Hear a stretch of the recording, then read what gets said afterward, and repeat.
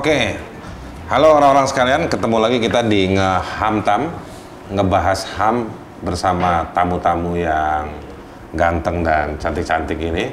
Cantiknya cuma satu, ya kan? Sebelah kanan saya ini ada manggilnya Mbak apa Kakak? Kakak Ninis dari Perludem. Perludem itu singkatannya Perkumpulan untuk Pemilu dan Demokrasi. Untuk Pemilu dan Demokrasi. Lu orang yang suka dibohongin sama cebong sama kampret. Sebetulnya mesti ngecek di Perludem. Websitenya itu www.perludem.org. www.perludem.org. Mbak Ninis nama lengkapnya? Hoirunisa Nur Agustiati. Nah itu dia tuh panjang. Panggilnya Ninis aja. Ya. Mbak Ninis ini jabatannya apa namanya? Direktur apa ketua? Apa Bang? Supaya agak mahal dikit, direktur ya. Direktur. Kayak teman-teman lo yang udah jadi komisaris di BUMN. Daripada dianggap ketua pemuda. Nah ini Mbak Ninis ini direktur di Perludem. Perludem ini menurut gue salah satu dari sedikit, tapi kesian juga sih gue kadang-kadang. Salah satu dari sedikit organisasi yang aktif mengedukasi, nyebarin informasi tentang bagaimana berdemokrasi di dalam sistem yang formal, yaitu dalam sistem pemilu dan pilkada. Nah, di seberangnya, di seberang kiri ini, ya kan, ini pusako peninggalan bangsa. Ini teman saya yang kalau ngebahas politik dan hukum selalu ketawa-ketawa. Namanya Ferry Amsari. Datuk ya, belum jadi datuk ya? Belum seperti Karni Ilyas ya? Belum. Tapi sudah ada gelar. Udah ada gelar ya? Kalau nikah orang Minang tuh pasti ada gelar. Pasti ada gelar. Rangkayo. Rangkayo. Bukan, Rajo Intan. Oke. Di sini ada yang ngetop di Jakarta. Paling kaya itu. Bukan, Pisang Rajo. Orang Minang jangan marah sama saya, ya kan? Nah ini Ferry Amsari, direktur ya? Direktur di Bank di Pusako, Pusat Studi Konstitusi di UNAN. UNAN itu Universitas Andalas yang ada di Padang, Sumatera Barat. Nah, Bang Ferry ini belakangan ini banyak advokasi, banyak bicara, banyak bikin riset, tulisan juga soal hukum tata negara dalam kaitannya soal pemilu, dalam kaitannya soal korupsi, dalam kaitannya soal hak asasi manusia, soal belakangan kita diskusi banyak soal pandemi. Menarik. Jadi sebenarnya tata negara itu bisa dibahas dalam berbagai hal. Jadi nggak cuma melulu ngebayangin mukanya Mahfud MD terus. Ya. Oke, orang-orang sekalian, saya mau minta update dulu dari Mbak Ninis soal kita mau ngebahasnya RUU Pemilu. Karena RUU Pemilu ini mungkin kalian nggak terlalu banyak kasih perhatian, tapi sebetulnya itulah yang menjebak hidup kalian di masa-masa jelang pemilu, dan itu dampaknya 5 tahunan.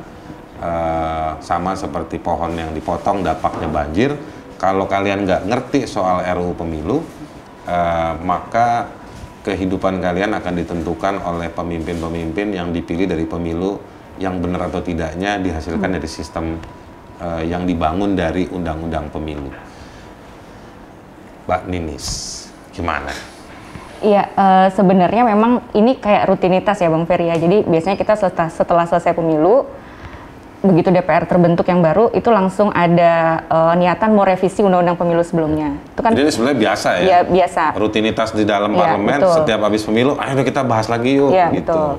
Nah, awalnya ini sudah masuk Prolegnas 2020 ya Bang ya. 2020 Prolegnas, Program Legislasi Nasional. Nah, tapi molor, akhirnya pertengahan akhir 2020 sempat dibahas di Komisi 2. Nah, sebetulnya niatan untuk merevisi Undang-Undang Pemilu ini adalah karena kita punya pengalaman kan 2019. Ya kita masih ingat lah banyak teman-teman kita petugas KPPS meninggal dunia kan hampir 500 lebih ya, 500 lebih meninggal. 5 kotak gitu ya. Nah terus seingat saya begitu selesai 2019 terus banyak pihak yang bilang, oh kita nggak bisa lagi nih pemilunya 5 kotak seperti ini. Terlalu berat buat pemilih, juga beberapa survei menunjukkan pemilih itu kesulitan gitu ya. Suara tidak sahnya banyak, di atas 11 juta suara tidak sahnya. Jadi suara tidak sah itu sebetulnya kalau di ranking Bang Haris itu juara ketiga di pemilu kemarin. Suara tidak sahnya? Suara terbuang. Terbuang, ada 11 juta? Iya, itu juara ketiga. Dari ya peserta pemilu. Jadi pemenang pertama PDIP, pemenang kedua Golkar, ya juara tiganya sebetulnya suara tidak sah. Yang kalau di Berarti golput waktu itu menang dong juara 3 ya? Bukan golput, beda lagi. Suara tidak sah tuh orang datang ke TPS tapi suaranya tidak terhitung karena PT-nya tinggi, karena misalnya dia salah nyoblos gitu ya, itu tinggi. Nah, tapi kita klaim aja itu golput. Nah, jadi kalau yang tidak sah itu yang kayak nulis semuanya koruptor. Nah, gitu. Yang hits banget tuh fotonya. Nah, sebetulnya kalau suara tidak sah itu dikonversi jadi kursi untuk DPR itu sekitar 60 atau 70 kursi sebetulnya. Jadi tinggi. Nah, kita punya pengalaman itu 2019. Nah, niatannya mau merevisi itu pengalaman pemilih kesulitan, banyak korban meninggal dan sebagainya. Nah, di pemilu 2019 itu kan 5 kotak karena putusan MK ya. 2013 Effendi Ghazali kan mengajukan judicial review, minta pemilunya digabung. Nah, di putusan 14 tahun 2013 itu MK bilang pemilu 2019 dan seterusnya pemilunya 5 kotak. Tapi 5 kotak kemudian pengalamannya ya seperti yang lalu. Nah, kemudian Perludem judicial review lagi. Masa sih pengalaman begini mau kita pertahankan gitu. Intinya gitu, Perludem minta ke MK diubah desain pemilu kita tuh diubah gitu, tidak bisa 5 kotak. Nah, akhirnya MK mengeluarkan putusan 55 tahun 2019. Yang isinya MK bilang pemilu 5 kotak seperti 2019 itu bukan satu-satunya pilihan. Jadi sebetulnya ada opsi lain gitu. Ntar dulu, MK mengatakan bahwa sistem 5 kotak itu bukan satu-satunya pilihan yang bisa muncul dari undang-undang pemilu yang ada, atau artinya harus merubah undang-undang pemilu? Bisa 5 kotak itu tetap dianggap konstitusional oleh MK. Jadi misalnya tidak direvisi, ya 5 kotak seperti 2019 dianggap konstitusional. Tapi ada pilihan lain. Nah, dalam memilih pilihan yang lain ini, MK bilang ada pertimbangannya. Misalnya kalau buat undang-undang itu ya partisipasi masyarakat, partisipasi ya lebih luas itu diajak. Terus mempertimbangkan undang-undang pemilu ini harus memudahkan pemilih, beban kerja penyelenggara pemilu tidak boleh tidak wajar gitu ya, tetap memperhatikan beban kerja teman-teman penyelenggara pemilu. Terus tidak acap kali mengubah sistem langsung kita, MK sebutkan itu di pertimbangannya. Jadi, nah itu sebetulnya kenapa kemudian dorongan revisi Undang-Undang Pemilu itu. Nah, karena MK tadi di putusan 55 itu memberikan pilihan-pilihan desainnya, kan MK bilang nggak harus seperti 2019 nih, boleh desain yang lain.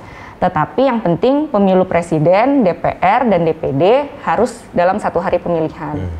Nah, salah satu opsinya itu adalah pemilu nasional, yaitu memilih presiden, DPR, dan DPD selang 2 atau 3 tahun kemudian, pemilu daerah istilahnya, memilih kepala daerah. Beda waktu. Ya, jadi ibaratnya dalam 5 tahun ini ada 2 pemilu gitu ya, pemilu nasional, pemilu daerah. Nah, karena di pemilu daerah ini menggabungkan antara pemilu DPRD dan pilkada, maka di revisi Undang-Undang Pemilu yang kemarin berjalan itu tidak hanya Undang-Undang Pemilu yang direvisi, tapi juga menggabungkan dengan Undang-Undang Pilkada, karena kan ada 2 undang-undang yang berbeda gitu. Nah, seiring berjalannya waktu, awalnya kan sudah dibahas di Komisi 2. Nah, ketika masuk prolegnas, dibahas di Komisi 2, itu kan fraksi-fraksi sepakat ya membahas itu. Tapi yang namanya RUU Pemilu ya, membahas Undang-Undang Pemilu, pasti ada hal-hal yang di partai itu susah ketemu gitu. Ada partai yang mau PT-nya naik.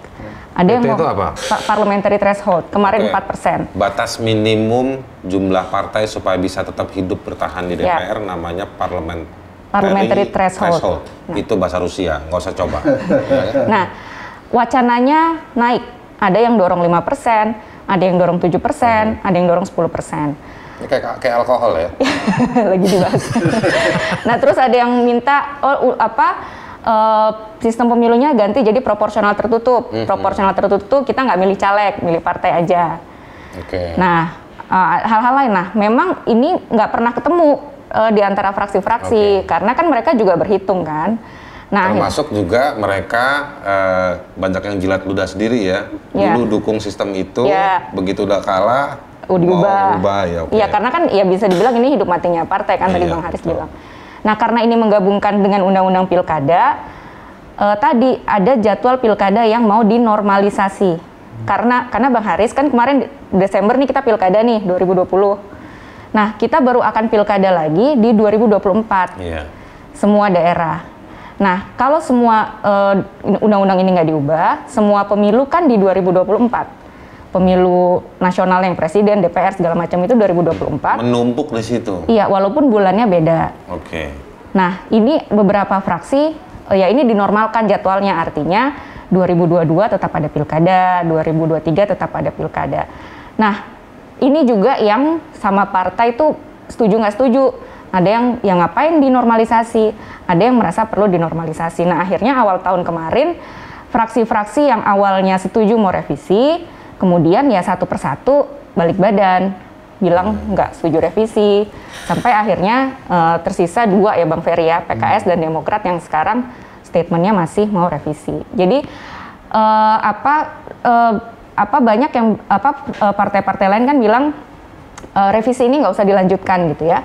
Nah, tapi sebetulnya kalau saya bilang juga masih digantung, karena tidak dilanjutkan itu kalau tidak direvisi kan artinya dia harus dikeluarkan dari prolegnas, daftar prolegnas. Tapi sampai sekarang prolegnasnya juga belum diketok gitu. Oke, untuk 2021. Makanya kamu bilang menggantung ya? Iya, betul. Tapi sekarang gini, saya mau ke Ferry dulu. Agak sedikit mendasar nih, penting nih buat teman-teman yang nonton. Ya. Sebetulnya catatan evaluasi dari undang-undang undang-undang pemilu itu ya, undang-undang nomor 7 itu apa aja sih ketika dipraktekkan kemarin itu? Ya, banyak sih catatannya. Sebutin 5 dulu lah, biar kayak Pancasila. Dapat sepeda nggak?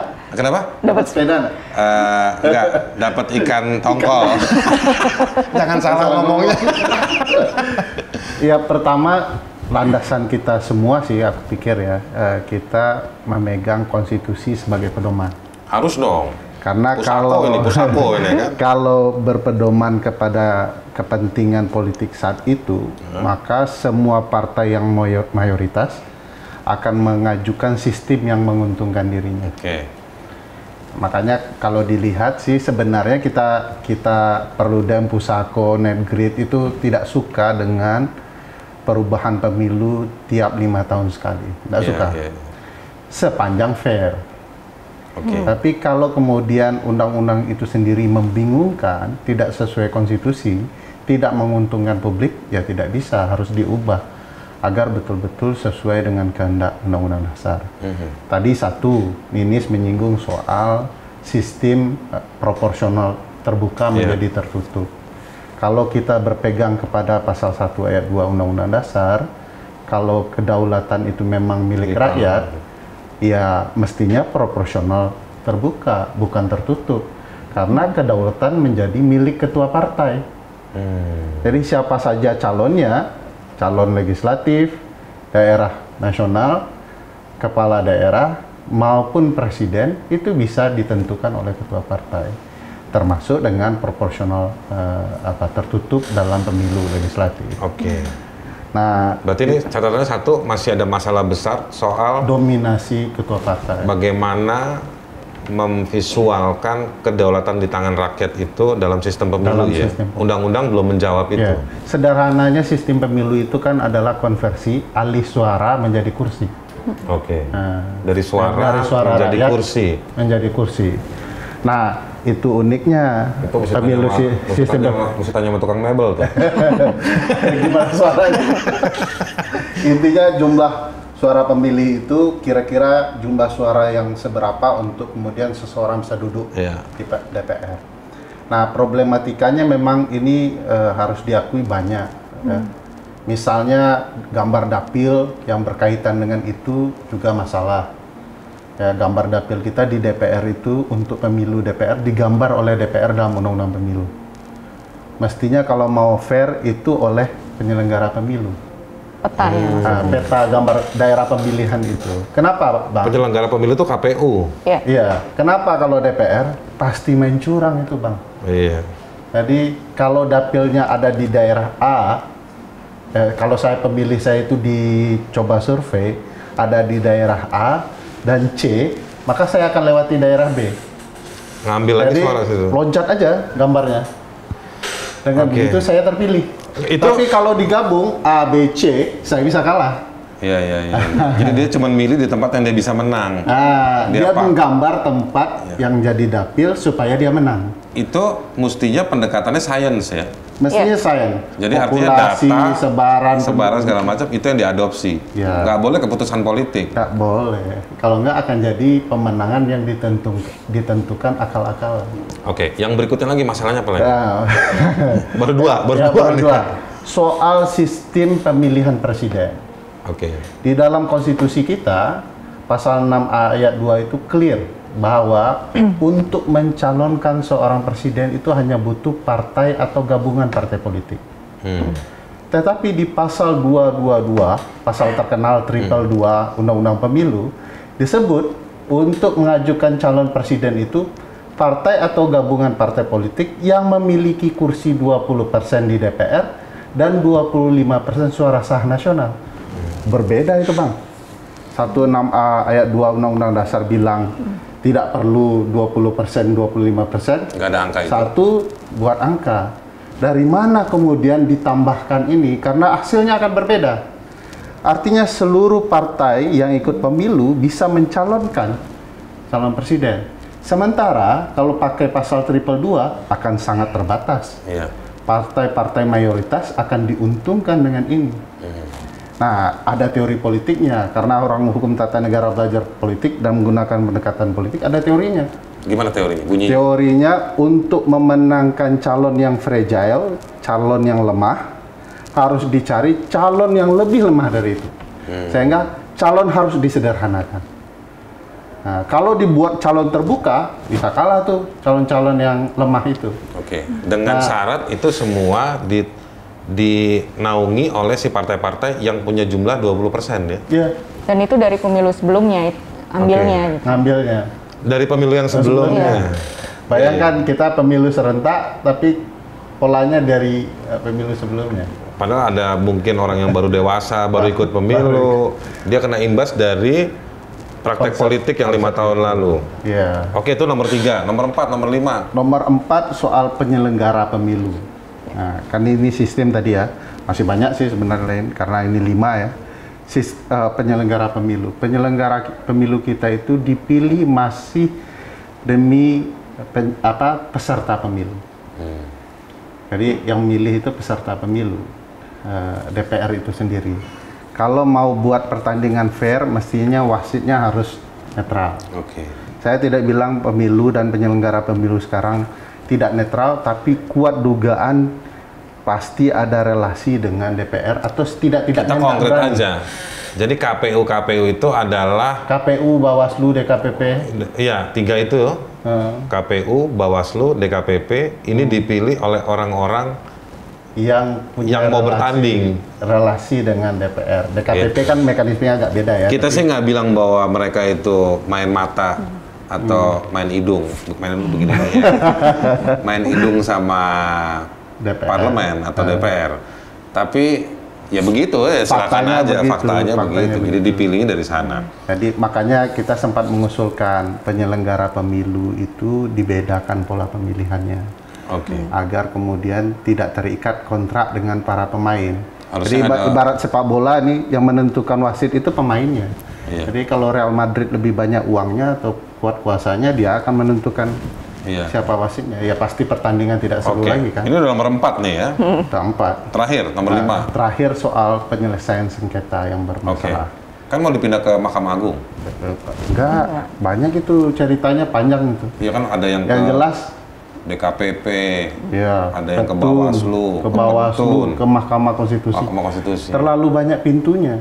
Bahkan ada beberapa kasus yang boleh dikatakan bagi kita ajaib. Kalau di sini bawanya ke sana. Tiba-tiba bisa menang. Habis kayak pilkada kemarin didiskualifikasi, padahal hasil pemilu mengatakan berbeda. Nah, yang lebih ajaib, seseorang sudah duduk dipilih oleh publik, belum dilantik sudah diganti. Harun Masiku. Harun Masiku. Bukan hanya Harun Saya Masiku. tadi lagi nyari visual. Nah, yang paling gampang diingat semua orang. Oke? Iya. Nanti kita cari Harun yang lain. Harun Masiku itu kan begitu kan? Iya. Iya. Karena kebanyakan pintu, kalah di sini, coba menang di MA, begitu nggak? Iya. Banyak caranya. Oke.